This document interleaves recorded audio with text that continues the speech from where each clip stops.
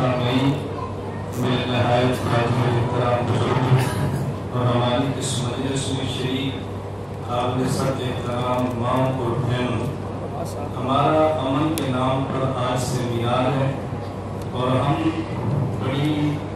بڑے صدر کے ساتھ یہ بات کہتے ہیں، پوری کائنات میں سب سے بڑا امن کا داعی ہمارے پیغمبر حضرت محمد صلی اللہ علیہ وسلم اور امن کے حوالے سے تعلیمات جس قدر اسلام نے دی ہیں، یہ تلاش کرنی پڑے تو شاید نہ ملے۔ میں اس پر لمبی گفتگو نہیں کرتا، ایک عام سی بات عرض کرتا ہوں۔ ہمارے اسلامی سال کا آغاز جس ماہ سے ہے اس کا نام محرم ہے، حرمت والا، اور اللہ کے پیغمبر نے ہمیں سمجھایا کہ ایک انسان کا احترام کعبے کے احترام سے بھی زیادہ ہے۔ اللہ کے پیغمبر فرما رہے ہیں، اور جب اسلامی سال کا آغاز ہو تو ہم نے دعا کون سی مانگنی ہے؟ اللہ کے پیغمبر نے فرمایا تم دعا یہ مانگو، اللہم ادخلہ علینا بالامن والایمان والسلامۃ والاسلام، اے اللہ ہم کو امن اور ایمان کے ساتھ سلامتی کے ساتھ اس سال کے اندر داخل فرما دے۔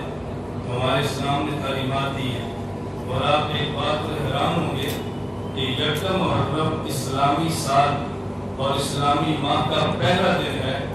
آپ اس دن میں یہ تو کہہ سکتے ہیں کہ پیغمبر کے سسر خلیفۃ المسلمین اور عمر بن خطاب رضی اللہ تعالیٰ عنہ نے اپنا خون دیا ہے۔ آپ یہ نہیں ثابت کر سکتے کہ اس دن خون لیا ہے۔ اس کا معنی یہ ہے کہ حرمت بھی دیتے ہیں اور امن کے لیے اپنا خون بھی دیتے ہیں، اور پاکستان اور اسلام کی حفاظت کے لیے یہ بہت ضروری ہے کہ ہم میں سے ہر بندہ اس بات کا عزم اور فیصلہ کرے کہ ہم دو چیزوں کا اہتمام کریں گے۔ نمبر ایک، دہشت گردی سے دوری، نمبر ایک، فرقہ واریت سے دوری۔ دہشت گردی ملک تباہ کرتی ہے اور فرقہ واریت دین، اسلام اور مذہب کو تباہ کر کے رکھ دیتے ہیں۔ لیکن میں ایک بات کی غلط فہمی دور کرنا بہت ضروری سمجھتا ہوں۔ فرقہ واریت مسلکی تعصب سے پیدا ہوتی ہے، مسلکی تسلط سے پیدا نہیں ہوتی۔ مسلکی تسلط کا معنی اپنے مذہب پر پختگی ہے، اور مسلکی تعصب کا معنی دوسرے مسلک سے ضد ہے۔ یہ پیدا مسلکی تشدد سے ہوتی ہے، مسلکی تشدد سے نہیں ہوتی۔ تشدد کا معنی سختی ہے اور تشدد کا معنی پختگی ہے۔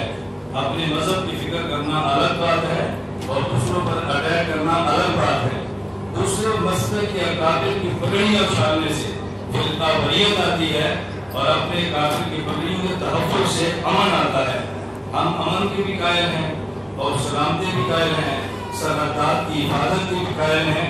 اور میں یہ بات بڑی وضاحت کے ساتھ عرض کرنا چاہتا ہوں، ہمارے عباس ایجنڈے نیشنل اور انٹرنیشنل لیول کے ہیں، ان میں بہت اہم ایجنڈا امن ہے، اور ہمیں قرآن کریم نے جو تعلیم دی ہے، میں نے بڑی مختصر سی تلاوت کی ہے، فَلْيَعْبُدُوا رَبَّ هَٰذَا الْبَيْتِ الَّذِي أَطْعَمَهُم مِّن جُوعٍ وَآمَنَهُم مِّن خَوْفٍ، اور میں تم اس بیت اللہ کی عبادت کرو جس کی برکت سے اللہ تمہیں دو چیزیں دیتے ہیں۔ نمبر ایک، تمہاری معیشت بھی مستحکم ہوتی ہے، نمبر دو، تمہارا امن بھی مضبوط ہوتا ہے۔ اس کا معنی یہ ہے اگر معیشت مستحکم ہو اور امن مستحکم ہو تو اپنے مذہب کے مطابق عبادات کرنی آسان ہو جاتی ہے، اور جب معیشت کمزور ہو جائے اور امن تباہ ہو جائے تو کوئی دین والا اپنے دین پر چلنا چاہے تب بھی اس کے بس میں نہیں ہوتا۔ میں آخری بات دے کر آپ سے اجازت چاہوں گا کہ ہم امن کی بھی قائل ہیں، لیکن امن کا معنی یہ نہیں ہے کہ ظلم سہتے ہیں۔ ظالم کی تردید کرنا امن کا حصہ ہے۔ برما میں ظلم ہو ہم تب بھی تردید کرتے ہیں، فلسطین میں ظلم ہو تب بھی تردید کرتے ہیں، کشمیر میں ظلم ہو تب بھی تردید کرتے ہیں۔ ہم امن کے داعی ضرور ہیں، لیکن ظالم کے ظلم کے خلاف مشترکہ پلیٹ فارم سے آواز اٹھانا یہ امن کے خلاف نہیں ہے۔ اللہ تعالیٰ ہمارے ملک کو، پاکستان کو امن عطا فرمائے، اور اس کے لیے ہم متحد بھی ہیں۔ تمام مسالک، تمام فرقے، تمام گروہ، تمام ادارے اس پر متفق ہیں کہ پاکستان کی سلامتی ہمیں ہر چیز سے زیادہ عزیز ہے۔